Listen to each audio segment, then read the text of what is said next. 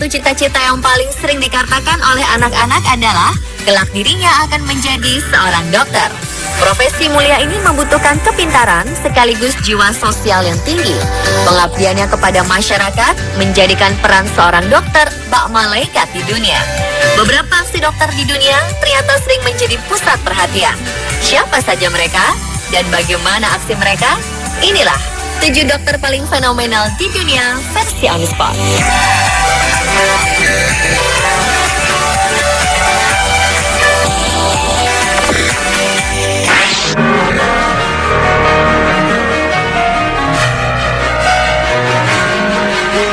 Ketika kita mengunjungi dokter pasti akan menanyakan gejala yang kita alami sebelum mendiagnosis penyakit yang kita derita.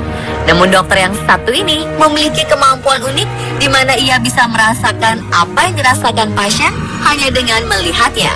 Adalah Dr. Joe Salinas, dokter yang bekerja di Massachusetts General Hospital, mengidap kondisi yang disebut mirror touch synesthesia. Dr. Joe bisa mengalami sensasi yang sama dengan apa yang dirasakan oleh orang yang ia lihat.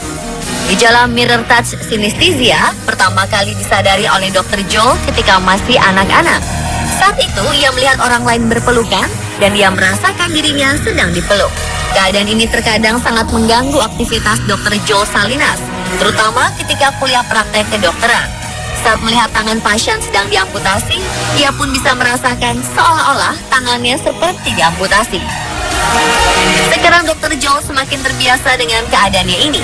Justru ia bersyukur bisa merasakan apa yang dirasakan pasien, sehingga ia bisa menjadi lebih dekat dengan pasiennya.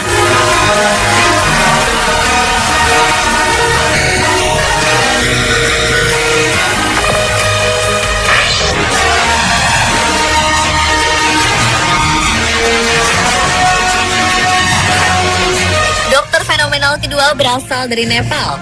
Dokter mata bernama Sanduk Ruit ini dipuji sebagai pembawa mukjizat karena berhasil menyembuhkan lebih dari 100.000 penderita katarak di 2 benua. Setiap menangani satu pasien, ia hanya membutuhkan waktu 5 menit saja. Prestasi ini berawal dari keinginannya untuk mengobati mata orang-orang miskin di dunia. Agar visinya ini cepat tercapai, ia merancang teknik pengobatan cepat agar dapat menangani banyak pasien katarak dalam waktu singkat. Dr. Sanduk Ruit kemudian mengajarkan ilmunya itu kepada para ahli bedah mata di seluruh dunia. Ia berharap para ahli ini akan tersebar dan menyembuhkan sebanyak mungkin penderita katarak maupun tunanetra di seluruh dunia. Dokter mata berjuluk Dewa Penglihatan ini tumbuh besar di desa kecil di daerah Himalaya. Sang dokter pernah memiliki adik perempuan yang meninggal karena penyakit tuberkulosis. Sejak peristiwa ini, Dr. Ruit bertekad ingin menjadi dokter dan membantu orang miskin yang tidak punya uang agar bisa mendapatkan pengobatan yang layak.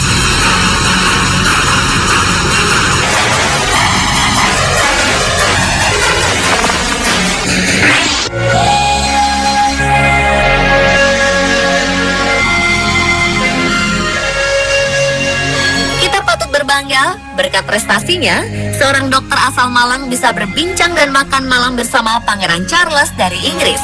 Gamal Albin Said mendapat penghargaan dari kerajaan Inggris atas idenya membuat pengobatan bagi masyarakat miskin hanya dengan menerima imbalan sampah. Ide Gamal tidak lepas dari kisah sedih seorang anak pemulung bernama Hairunisa. Gadis kecil ini meninggal karena menderita diare. Tidak mampu membayar pengobatan ke dokter, orang tua Hairunisa hanya memberikan anaknya pengobatan ala kadarnya. Hingga akhirnya Hairunisa ditemukan meninggal dunia. Kisah ini membuat Gamal dan teman-temannya membentuk sebuah sistem asuransi dengan sampah. Setiap warga tidak mampu bisa menjadi nasabah asuransi sampah dengan menyetor sampah organik dan anorganik menjadi Rp10.000 setiap bulannya. Dengan sampah ini, mereka bisa mendapatkan pengobatan gratis, mulai dari sakit ringan seperti batuk pilek, hingga yang berat seperti darah tinggi, jantung, infeksi, kencing manis, dan lain-lain. Sampah yang dikumpulkan dari warga dijadikan pupuk dan dijual kembali. Uang hasil penjualan pupuk dijadikan dana untuk pengobatan ini. Program ini membuat Gamal menjadi juara pertama dan mendapat penghargaan Sustainable Living Young Entrepreneurs dari Kerajaan Inggris. Dokter mulia ini memperoleh uang sebesar Rp800 juta sebagai dana tambahan untuk menjalankan sistem asuransi sampah yang didirikannya.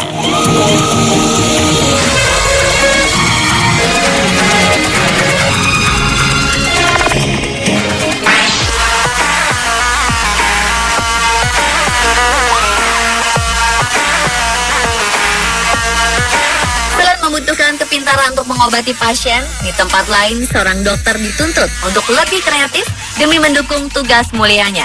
Inilah yang dilakukan oleh Dr. Adnan Khera yang bertugas sebagai dokter anestesi di Taft Medical Center, Boston. Membawa radio tape lengkap dengan jas putihnya, dokter ini menari di jalanan untuk mengumpulkan donasi. Setiap donasi yang diterima akan disumbangkan ke berbagai badan amal. Dr. Khera menyadari bahwa ia juga memiliki talenta menghibur yang bisa dimanfaatkan untuk menarik perhatian orang. Di sela-sela aksinya, ia tidak sungkan mengajak orang lain untuk berdansa bersamanya. Dr. Khera ingin menunjukkan bahwa seorang dokter juga bisa menghibur, tidak kaku dan datar.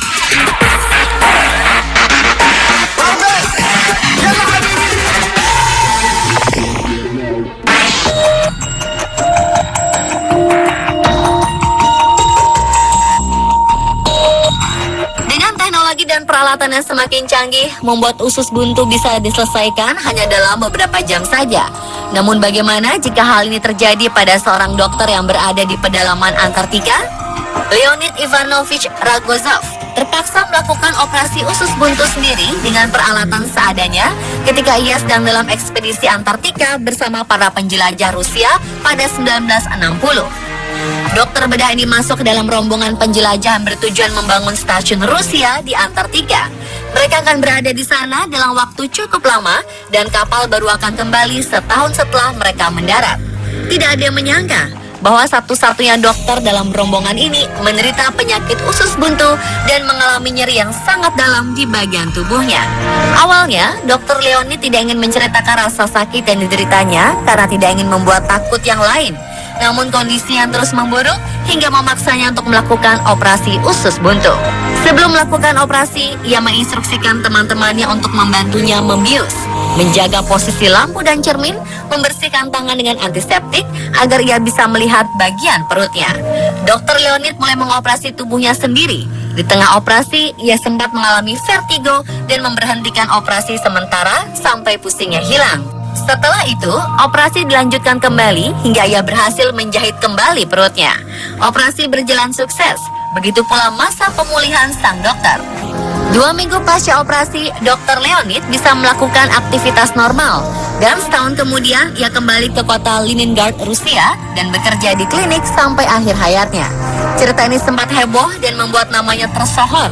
Namun sang dokter tetap rendah hati dan menganggap operasi ini sama seperti operasi usus buntu yang lain.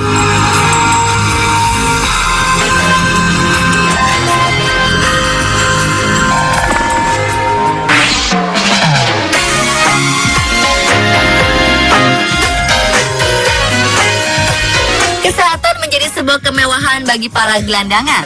Bisa makan 3 kali sehari saja sudah cukup bagi mereka. Rasanya tidak ada yang berniat untuk memeriksakan kesehatannya, bahkan ketika sakit sekalipun. Inilah yang menggugah hati Dr. Jim Withers yang mendedikasikan 20 tahun hidupnya untuk mengobati para tunawisma di kota Pittsburgh, Amerika Serikat. Ia melepaskan jas putihnya yang bersih untuk berkeliling dengan baju ala gelandangan agar mudah mendekati mereka. Dr. Jim memulai kegiatannya pada 1992 setelah berkenalan dengan Mike Swallows, mantan tunawisma. Bersama temannya ini, Jim keluar di malam hari sambil membawa peralatan medis dan obat-obatan. Aktivitas ini dinamainya Operation Safety Net. Beliau melakukan aksinya ini secara sukarela tanpa menarik biaya sepeser pun. Dengan berkeliling, Dr. Jim menemukan bahwa banyak tunawisma yang tinggal di bawah jembatan dan di sudut-sudut jalan, takut ke rumah sakit, padahal mereka memiliki penyakit yang serius seperti luka parah bahkan kanker. Ketika idenya ini diutarakan kepada teman-teman sejawat, banyak dari mereka yang mencibirnya. Namun sekarang, aksinya diikuti oleh dokter-dokter muda di 90 negara.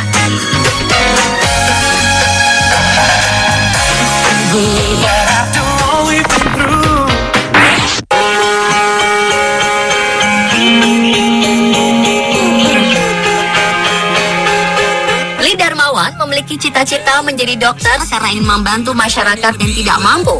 Motivasinya ini melahirkan sebuah ide gila dengan mendirikan rumah sakit apung di Indonesia. Rumah sakit apung ini diharapkan bisa menjangkau pulau-pulau terpencil di seluruh Indonesia agar mereka juga dapat menikmati pelayanan kesehatan seperti di kota-kota besar.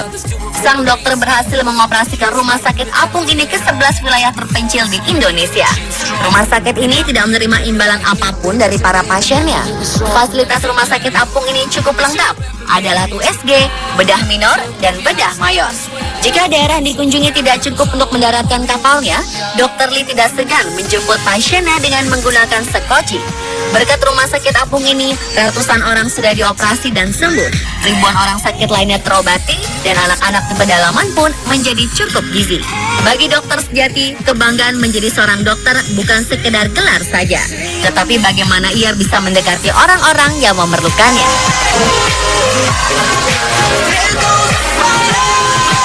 Itulah 7 dokter fenomenal versi on the spot. Semoga menjadi inspirasi bagi kita semua.